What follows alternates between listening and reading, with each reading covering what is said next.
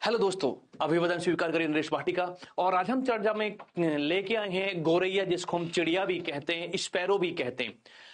यह विलुप्त होने के कगार पे पहुंच गई है। चाहे वो गांव की सुबह हो या शहर की गलियां हो, हर तरफ हमको एक समय ऐसा था कि इस चिड़िया की चहचहाट सुनाई देती थी, जो हमारे जीवन में एक खुशहाली और एक ताजगी लेके आती थी। चाहे वो घर की खिड़की हो, चाहे घर की मुडेर हो, चाहे वो पेड़ों की टहनियां हो, हर जगह पर हमको ये गौरैया चिड़िया जो है अक्सर नजर आती थी, बैठती थी, हमारे साथ घुलती मिलती थी और दाना हमारे आंगन में चुगने आया करती थी। लेकिन आज बदलते माहौल में, शहरीकरण की वजह से, बढ़ते शहरीकरण की वजह से, पक्के घरों की वजह से, कंक्रीट के जंगलों की वजह से, और जो कीटनाशक यूज हो रहे हैं खेती बाड़ी में उनकी वजह से, और जो मोबाइल टावर है, ये नेटवर्क टावर है, इनसे निकलने वाली जो रेज है उनकी वजह से धीरे धीरे ये मिले जुले कारण हो गए, जिनकी वजह से ये चिड़िया, जिसको गौरैया भी कहा जाता है, यह भारत के कई शहरों से, कई जगहों से क्या है, विलुप्त हो चुकी है। और धीरे धीरे इसका खतरा पैदा हो गया कि यह धीरे धीरे इस तरह से अगर रहा, इसको बचाने के अगर हमने उपाय नहीं किए तो यह धीरे धीरे पूरे भारत से विलुप्त हो जाएगी। यह जो गौरैया है, हमारे प्रधानमंत्री साहब ने भी बोला था, इसकी प्रशंसा की थी। जो गौरैया है हमारी साझा इतिहास और संस्कृति का प्रतीक रही है। यह जो गौरैया है एक खुशहाली का प्रतीक है, एक शुभ संकेत देती है। यह शुभ है किसके लिए? हम सभी के लिए।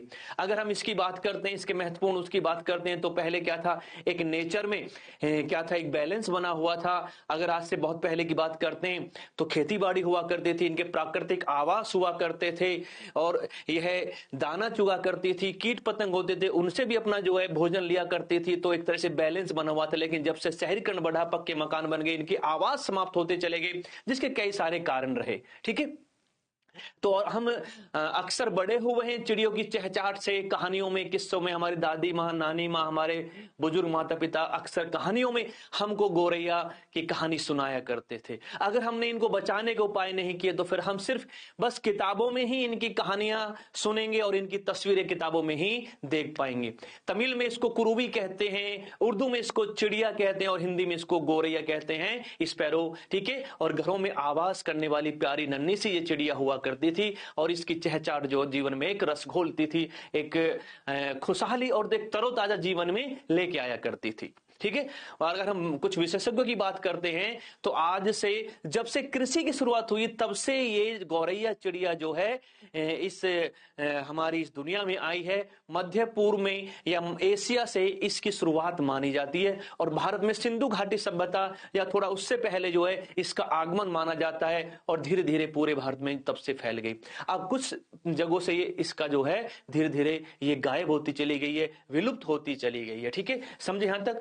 एक बार की बात थी, माओ से जो तुंग थे, चीन के एक तानाशाह थे, शासक थे, उन्होंने कहा कि हमें बहुत तेजी से विकास करना है। अगर हमारे 4 दुश्मन हैं, इनको हमें समाप्त करना पड़ेगा, तभी हम तेजी से विकास कर पाएंगे। तो उन्होंने 4 दुश्मनों में किसको गिनाया था? 4 दुश्मनों उसने बताया था कि एक तो गौरैया चिड़िया, दूसरा ये मच्छर, मक्खी और चूहे। चूहे प्लेग फैलाते हैं, मक्खियां हैजा फैलाती हैं। गौरैया हमारा क्या है? ये जो गौरैया है ये हमारी फसल खा जाती है।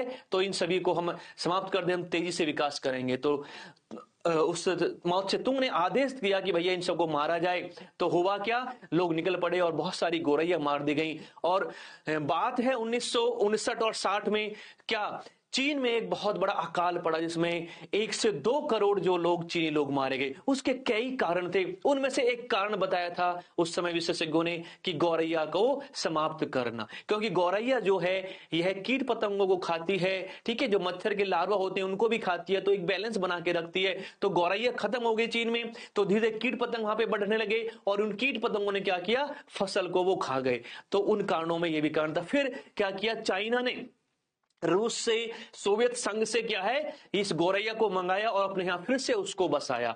तो कहने का मतलब यह है कि प्राकृतिक बैलेंस बनाए रखने में, एक नेचर को मेंटेन करने में, प्राकृतिक अवस्था बनाए रखने में चिड़िया का बहुत बड़ा अहम योगदान है। समझे यहां तक? तो हमें इसको बचाने के प्रयास करने चाहिए। हमें जो है अपने घरों में, ठीक है, कुछ घोंसले बनाकर टांग देने चाहिए, वहां पर दाना और पानी की व्यवस्था हमें इसके लिए करनी चाहिए। हमें आपस में, जब हम कई बार एक दूसरे से मिलते हैं, गिफ्ट देते हैं, तो हमें एक दूसरे को जो है घोंसले देकर या जो लकड़ी के या इसी प्रकार से और जो घोंसले बनाए जाते हैं उनको देकर एक दूसरे को प्रोत्साहित करना चाहिए, समाज को जागरूक करना चाहिए। स्कूलों में, कॉलेजों में, गांवों में, समाज में हमें इसके प्रति जागरूकता बढ़ानी चाहिए, तभी हम इसको बचा पाएंगे। वरना ये जो हमारी एक प्यारी नन्ही चिड़िया है यह फिर विलुप्त हो जाएगी और उसका हमें खामियाजा भुगतना पड़ेगा, जैसे चीन को भुगतना पड़ा था। यहां तक समझ रहे हैं? तो हम सभी को इसके लिए प्रयास करने चाहिए अपने स्कूल कॉलेजेस में, और तमिलनाडु में, चेन्नई में, कर्नाटका में कई जगहों पर जो है इसको बचाने के प्रयास हो रहे हैं, कुछ पहल की जा रही है, कुछ जो पक्षी विशेषज्ञ हैं वो भी जो है इसको बचाने के प्रयास कर रहे हैं। और 20 मार्च को विश्व गौरैया दिवस मनाया जाता है, इसको बचाने के लिए, इसके प्रति जागरूकता फैलाने के लिए और इसको बनाए रखने के लिए। तो हमारे जीवन में इसका बहुत बड़ा महत्व है, यानी जो प्रकृति है, जो नेचर है, वो हमसे जुड़ी हुई है, हम एक दूसरे पर निर्भर हैं, ठीक है? तो बिना इनके हमारा भी गुजारा नहीं है। क्लियर? तो इसको हमें बचाना है, इसके लिए सभी को प्रयास करना है।